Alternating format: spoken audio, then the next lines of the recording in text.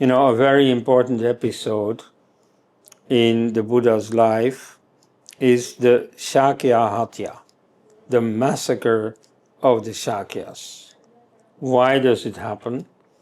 Well, the Buddha's friend, Prasenajit, the king of Kosala, of Ayodhya and that region, he is successful in life, he conquers and so on, and he thinks that he has reached the stage where he is entitled to a wife from the Shakya tribe, because the Shakya tribe is very prestigious. They are deemed to be the straight descendants of Manu. Now, he sends feelers to the Shakyas, you see, I want one of your girls. And the Shakyas say, well, they don't say that. They say that among one another, but not to him. They say, well, do we want one of our precious girls to, be thrown away on this interloper?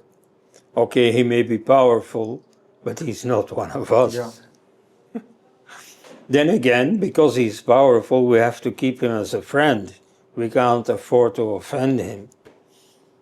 So they marry off one of their girls, but not one of their princesses.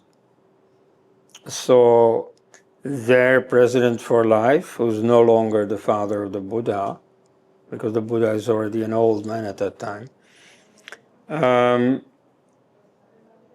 like many successful men, has some concubines on the side.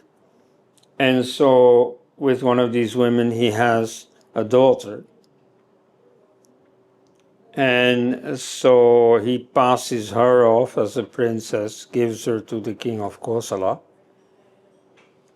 And, they get married and they have a son, Virudhaka, or in Pali, Vidudaba. And so he grows up and he goes to meet his family on the Shakya side, and he discovers the true story. He finds out that his mother is not a real Kshatriya, at least not on her mother's side. She is a daughter of the president for life, but her mother is only a maid. And so he gets angry with his father. He says, now how could you be so foolish, to get this non-Kshatriya lady passed off as a princess and so on. Now I am not a Kshatriya. Okay. And so Prasenajit consults his friend the Buddha. Because the Buddha is often consulted, and not for spiritual matters, but for very worldly matters. Because, you see, he's of a high provenance himself. But unlike all the other kings, he has no political function anymore. He's a monk. So he left all the, royal ambitions behind. So he's also trustworthy. You see, he doesn't try to serve himself through the advice he gives others. So he says, well, there is really no problem. You see, your boy is a true Kshatriya because you are.